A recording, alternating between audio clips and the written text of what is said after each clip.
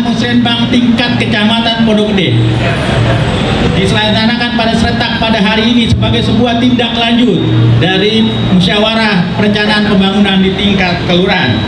Dari tingkat kelurahan dengan menghasilkan usulan rencana program sebagai berikut. Pertama adalah Kelurahan Jati Waringin mengusulkan 92 usulan. Kemudian Kelurahan Jati Cempaka 247 usulan. Kemudian Kelurahan Jati Bening 112 usulan. Kemudian Kelurahan Jati Bening Baru 41 usulan. Dan Kelurahan Jati Makmur 98 usulan dengan jumlah total usulan 590 usulan. Pada kesempatan kali ini saya juga memaparkan tentang proyek kegiatan yang telah direalisasi di Kecamatan Pondok Gede selama tahun 2021. Yang pertama adalah perbaikan sarana jalan dan jembatan tahun anggaran 2021. Jati Waringin 4 kegiatan dengan pagu anggaran 500 juta lebih. Kemudian Jati Makmur 15 kegiatan dengan pagu anggaran 3 miliar lebih. Kemudian Jati Cempaka 15 kegiatan dengan pagu anggaran 2 miliar lebih. Kemudian Jati Bening 11 kegiatan dengan pagu anggaran 8 miliar lebih. Kemudian Jati Bening Baru dengan kegiatan dengan 9 kegiatan dan 1 miliar lebih. Total 50 kegiatan dengan pagu anggaran 16 miliar lebih.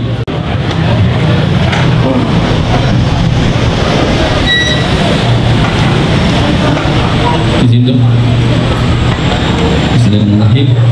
Assalamualaikum warahmatullahi wabarakatuh. Innalhamdulillah wassalatu wassalamu ala rasulillah wa ala alihi wa man walah wa la haula wa la quwwata illa billah. Selamat pagi, salam sejahtera bagi kita semuanya. Sebelumnya kami hormati rekan kami anggota DPRD Kota Bekasi mewakili Dapil 5 Pak Ahmad Faisal, Pak Saiful Daulah dan Dr. Janet. Mudah-mudahan yang lain akan hadir. Semuanya mewakili ada 8 orang. Yang kami hormati Pak Sekretaris Piktorat Pak Nesam Sujana. Terima kasih Pak sudah mendampingi pelaksanaan kita. Yang hormati Pak Camat Pak Ahmad Sahroni dengan seluruh jajarannya, Bu Sekcam dan Lurah se-Pondok Gede, kemudian Kepala PDD Puskesmas, Direktur RSUD Dr. Joni, perwakilan dari Dinas PPTD Kota Bekasi maupun dari Kakak Polsek dan Pak Ramil yang mewakili, kita yang mewakili pimpinan LPM, BKM, forum BKM, delegasi RW yang mewakili masing-masing kelurahan, 5 kelurahan dari 78 kelurahan, 48 RW di Kota Bekasi.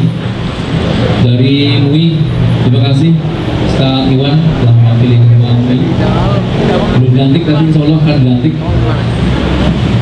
Jangan khawatir. Rekan-rekan dari Karang Taruna, dari penggerak PKK, Posyandu, alim ulama, tokoh masyarakat, hadirin hadirat yang berbahagia yang dimuliakan Allah. Hari ini kita patut menyampaikan rasa kita kepada Allah Subhanahu wa Ta'ala atas nikmat yang diberikan sehingga kita dapat dipertemukan dalam forum musyawarah kecamatan Pondok Gede yang Allah muliakan.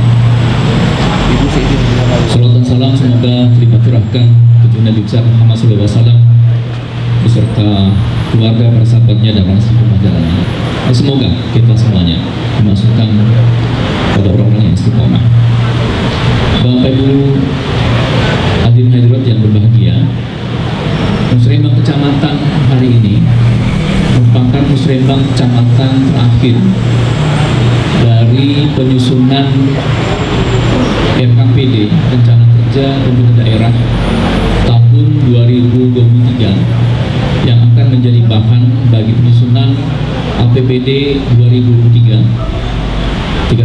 terakhir karena ini merupakan periode terakhir dari masa kerja jabatan Wali Kota dan Wakil Wali Kota Dr. Ahmad Effendi dengan Triadianto yang sedang menjadi PLT Wali Kota. Sehingga ini menjadi sangat penting karena APBD 23 merupakan penuntasan seluruh janji politik, program-program kerja yang dicanangkan dalam visi misi Wali Kota maupun rencana pembangunan jangka menengah 2018-2023. Ini berarti ruang terakhir untuk mewujudkan seluruh target pembangunan yang kita sepakati selama 5 tahun 2018 sampai 2023.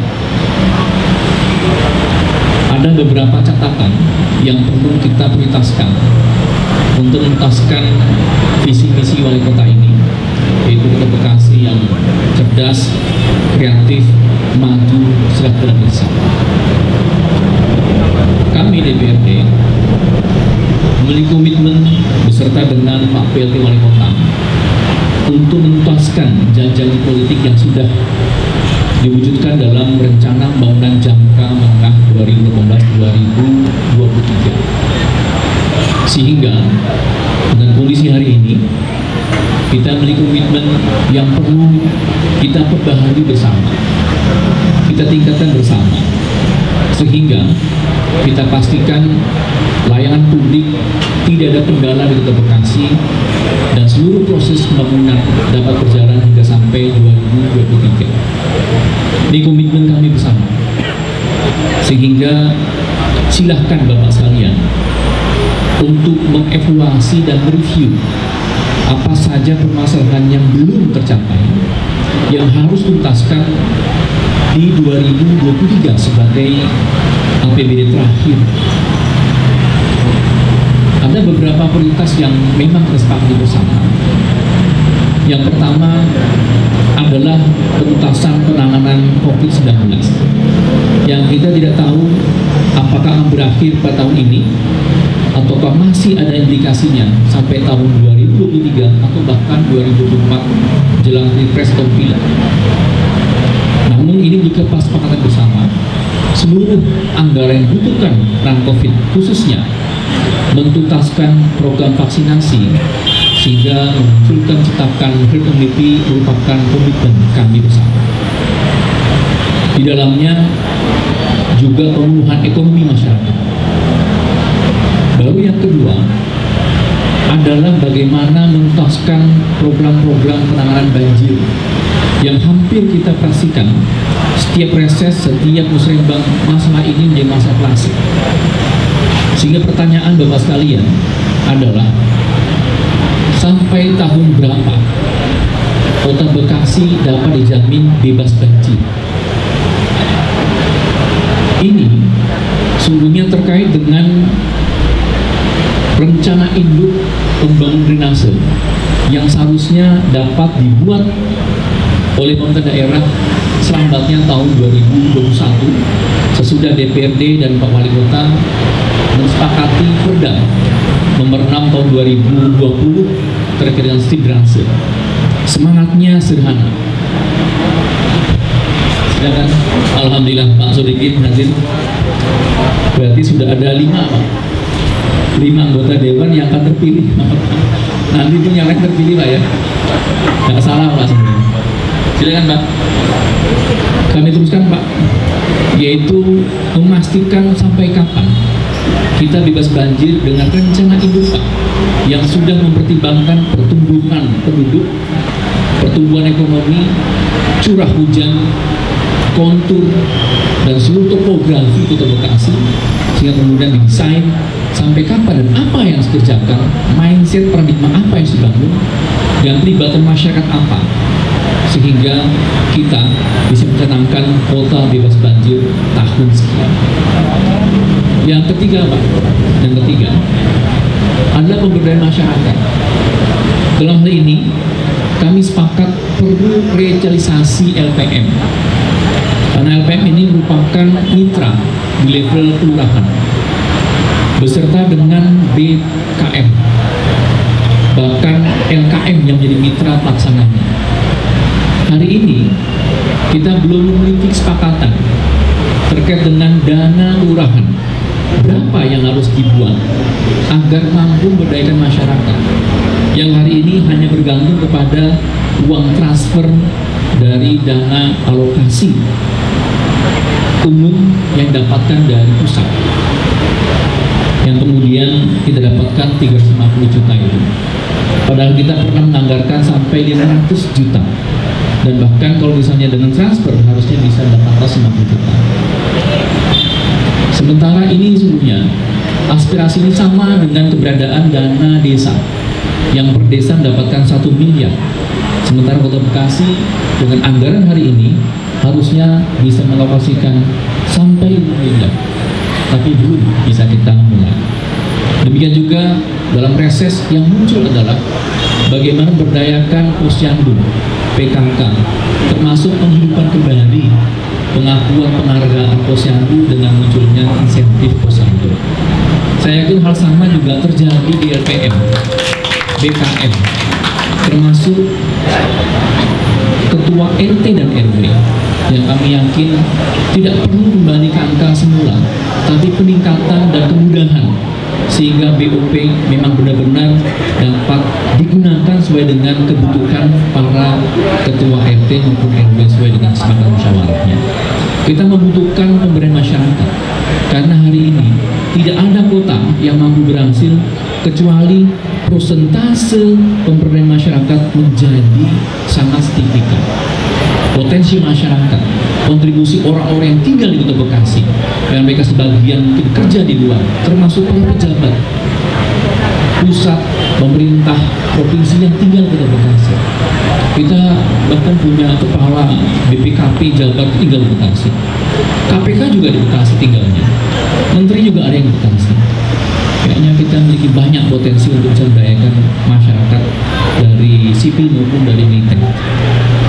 Yang keempat, tentunya penuntasan dalam layanan dasar yang selama ini memang tuntas. Hari ini mungkin ada kepala SMP 6, SMP 6, 17, 20, 45, SMA-nya mungkin baru SMA 5 saja. Kita masih belum beranjak dengan SMK, satu kecamatan belum punya SMK. Kita juga belum memiliki apakah cukup satu SMP di Pondok Gede ini. Kita belum tuntaskan bagaimana masyarakat terjangkau layanan dasarnya. Untuk layanan kesehatan sudah cukup bagus, Dok. Di luar biasa hari ini sudah menambah 1 gedung lagi. Namun perencanaan di Balitbang kita akan dorong supaya sudah ada gedungnya, belum ada sarananya ternyata, supaya bisa digunakan. Hari ini RSUD tipe D menjadi salah satu backbone dalam penanganan COVID-19 kita, sehingga sekarang kembali 100% dimanfaatkan untuk COVID. Kembali dari IPM kita, IPM Kota Bekasi 81,50, sementara kemarin diekspos oleh Pak PLT 81,59. Itu adalah IPM nomor 2 terbaik di Jawa Barat. Dari 3 komponen, indeks pendidikan kesehatan dan daya beli, yang paling baik di kita adalah indeks kesehatan, yang paling rendah indeks pendidikan. Sementara Kota Bekasi se-Indonesia menempati yang ke-16, masih kalah dengan Jogja, Malang, bahkan Banda Aceh, Denpasar, Lampung kita.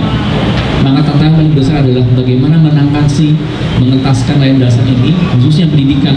Maka mudah-mudahan Kota Bekasi bisa masuk 10 besar kota terbaik di Indonesia, bahkan melampaui Kota Bandung yang terbaik di Jawa Barat.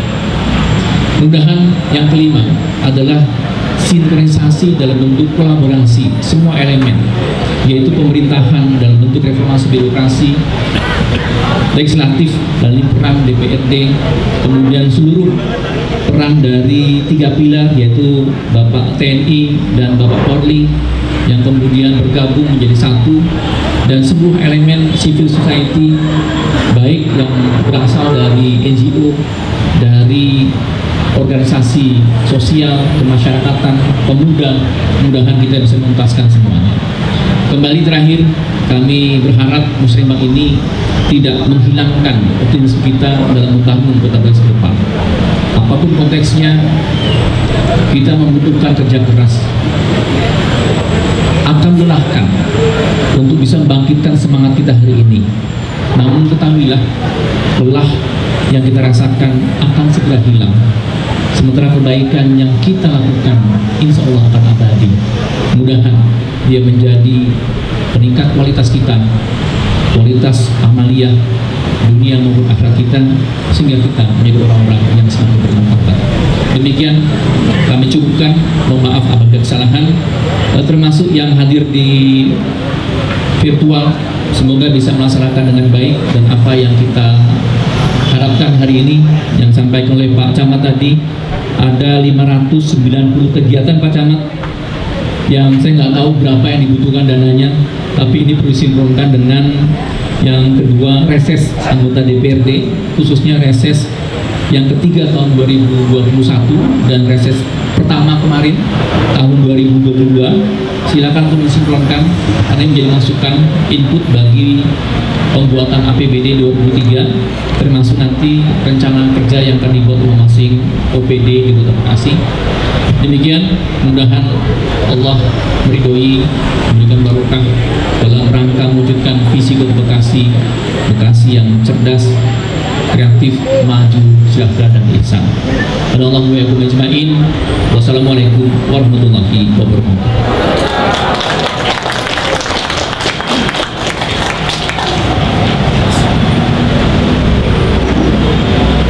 Hadirin yang kami hormati, pernah saya mendapatkan informasi dari website Gubernur Jawa Barat, website dari pemerintahan Gubernur Jawa Barat, bahwasanya ketercapaian, karena berhubung saya membawa aspirasi pemuda. Yang pertama adalah aspirasi pemuda, bahwa IPM, tingkat indeks prestasi kepemudaan ini bukan pembangunan tapi kepemudaan di Jawa Barat adalah tingkat terendah dari Jawa Barat. Mungkin itu yang menjadi keprihatinan buat kita semua. Di sini ada Karang Taruna dan ada OKP lain, yang artinya ini adalah aspirasi mereka, bagaimana indeks prestasi kepemudaan baik secara ekonomi, secara sosial itu bisa diperjuangkan oleh para dewan. Nah, yang kedua adalah terkait dengan pembangunan yang ada di Kelurahan Jatikuning, karena saya membawa mendapat mandat dari Lurah Jatikuning, dari Ketua Forum RW, dan dalam hal ini tidak bisa hadir. Oh iya, mohon maaf sebelumnya tadi ada kurang satu, bahwa Lurah yang tidak hadir adalah Lurah Jatikuning, karena ada kabar duka. Kita bacakan doa bersama, Pak Izin, Pak Camat, Pak Ketua DPRD, bahwa ibunda dari Lurah Jatikuning telah meninggal dunia pada pagi tadi. Mohon didoakan. Nanti mungkin bagi Bapak Dewan, Bapak Camat, kita sama-sama datang ke sana untuk takziah serta acara musyawarah ini. Nah, terkait pembangunan di Kelurahan Jatikuning, kalau kita berbicara jalan di Jatikuning sudah diaspal semua, sudah rata semua. Tapi ketika tadi saya dengar ada perda, namanya Perda nomor 6 yang terkait drainase, tadi dari Pak Ketua DPRD juga sempat saya mengevaluasi bahwasanya poin tadi adalah terkait dengan drainase. Jadi ketika jalan sudah rata, jalan sudah bagus, memang itu adalah beban masyarakat untuk menjaganya. Tapi ketika infrastrukturnya tidak ada, air jalan dijadikan saluran air, itu menjadi sebuah PR juga buat kita bersama, buat masyarakat Kecamatan Pondokegi, khususnya Kecamatan Jatikuning.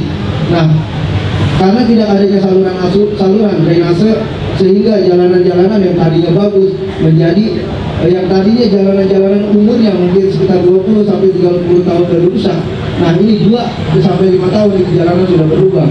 Untuk itu kami mohon dari Kelurahan Jatikuning, mohon diperhatikan ajuan-ajuan terkait dengan drainase, pembangunan, bagaimana salah satu langkah kita menjaga infrastruktur agar lebih layak pakai sampai dengan apa yang telah ditentukan oleh pemerintah 10 sampai 20 tahun ke depan.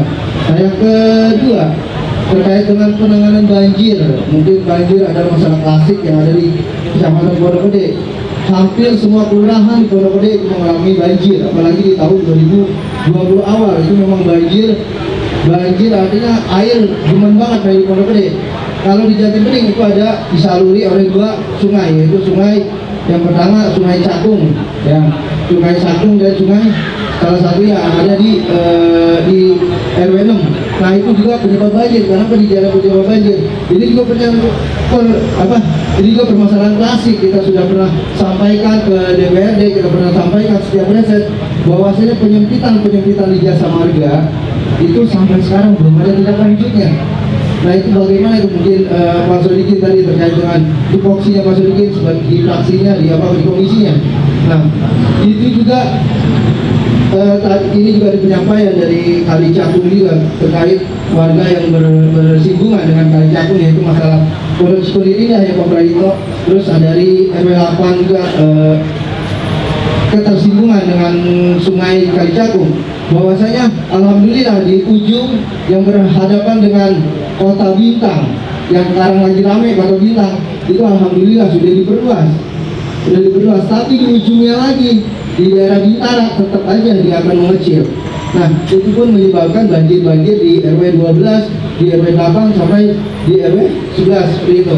Nah dari RW meminta agar kalau banjir sedang besar-besarnya banjir itu jangankan pohon pisang, pohon kelapa, pohon rambutan, pohon-pohon ada di situ semua pindah ke kali, dan itu menjadi PR besar masyarakat Kelurahan Jati Bening terutama yang melakukan dalam mengangkat ya sampah-sampah pohon, jenis-jenis pohon, bukannya ranting tapi pohonnya yang terbang hujanet, pohonnya yang menghanyut ke wilayah kali tersebut.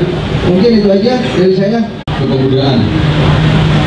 Jadi di Kota Bekasi itu yang usulan anak muda ini itu sudah ada peraturan daerah tentang kepemudaan. Coba dibuka Perda nomor 3 kalau nggak salah tahun 2018 itu ada Perda tentang kepemudaan. Disitulah keberpihakan pemerintah Kota Bekasi terhadap pemuda. Salah satunya adalah memberikan kesempatan kepada anak-anak muda untuk berprestasi. Dan pemerintah Kota Bekasi nanti di Kepala Dinas Pemuda dan Olahraga nanti karena ruangnya di situ diberikan kesempatan untuk pelatihan ini, pelatihan itu dan seterusnya. Dari mulai pelatihan, kemudian ada pendampingan, bahkan ada peluang untuk pemuda berprestasi itu harus dibantu oleh pemerintah kota. Prestasi terhadap bidang masing-masing, bisa prestasi dalam bidang olahraga, bisa berprestasi dalam bidang ekonomi, bisa berprestasi dalam bidang apapun. Itu nanti pemerintah kota sudah harus wajib hukumnya untuk bisa melakukan pendampingan macam-macam di situ, karena ada. Jadi bagi teman-teman Ormas Kepemudaan baik KNPI, Karang Taruna dan seterusnya, silakan bermitra dengan kelurahan, dengan kecamatan dan dinas yang lainnya. Bahkan kalau perlu kepemudaan itu harus ikut berperan serta dalam pembangunan di wilayah masing-masing, seluruh pembangunan. Kalau bisa masuk di garda terdepan, ini anak muda. Tapi satu hal pesan saya, dalam satu narkoba, hindari itu, pesan saya. Yang kedua terkait dengan persoalan banjir. Betul tadi Pak Selamat sampaikan, masalah klasik lama nggak selesai. Karena persoalannya adalah di bawah tol itu ada saluran air sifon namanya macet, dan ini selalu saling lempar. Ada kewenangannya pusat, ada kewenangannya dari Jasa Marga, Mas.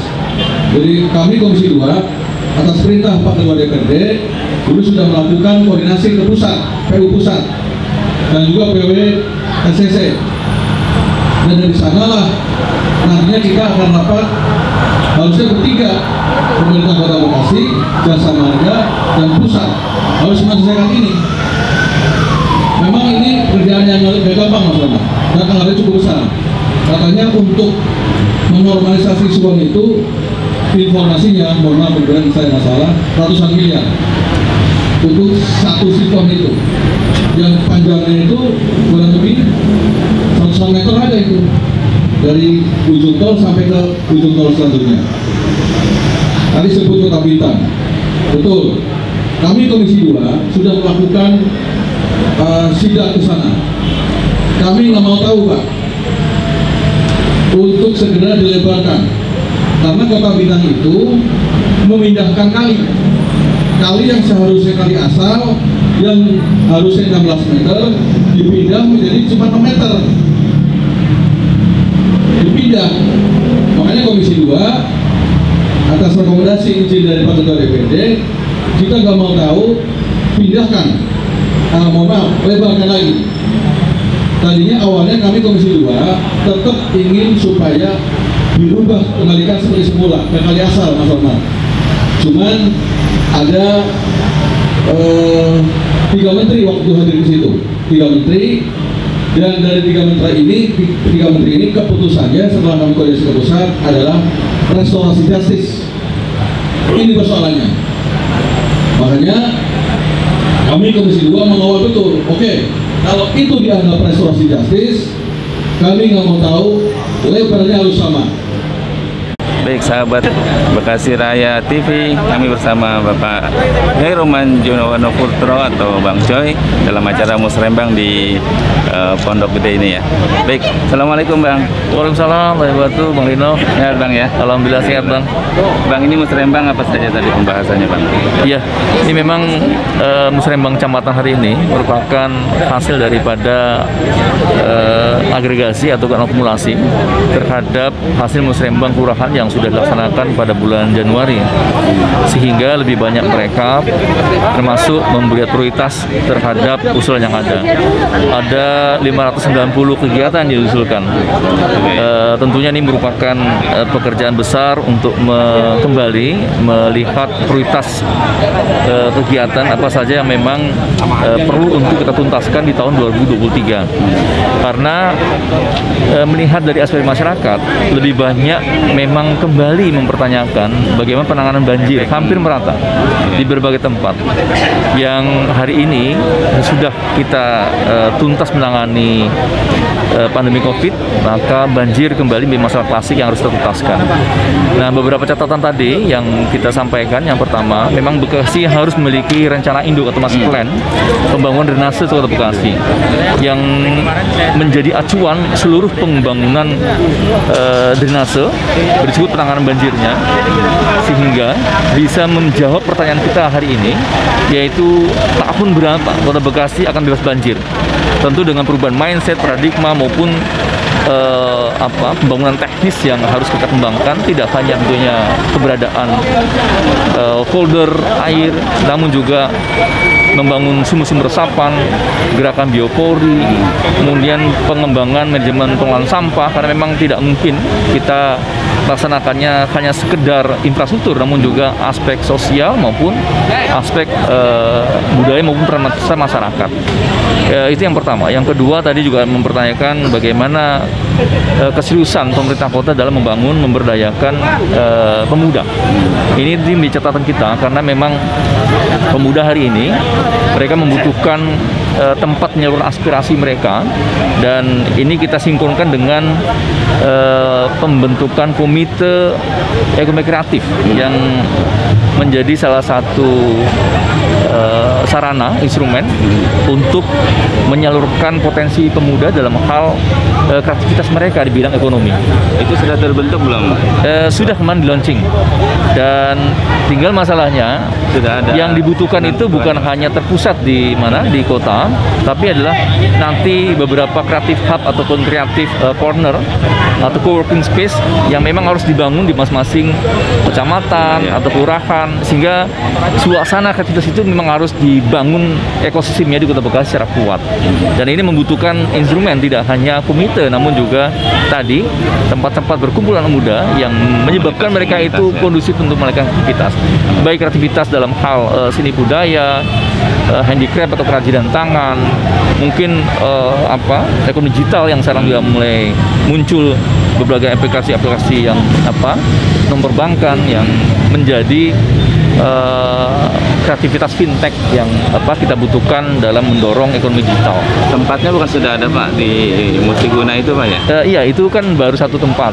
Tapi pertanyaannya bagaimana mengembangkannya itu? Mungkin tempat itu sebagai tempat untuk melakukan diklatnya, tapi tempat yang aktual harus mereka lakukan di masing-masing kelurahan kecamatan. Itu yang saya katakan perlu difasilitasi. Creative Hub atau Creative Corner ya, atau co-working space yang memang levelnya di tingkat kecamatan kelurahan akan perlu dibangun. Gitu. Baik, terima kasih. Iya, Pak. Mungkin demikian. Terima kasih. Semoga Musrembang kali ini bisa menuntaskan perwujudan visi misi Kota Bekasi yang cerdas, kreatif, maju serta eksak. Demikian. Assalamualaikum warahmatullahi wabarakatuh.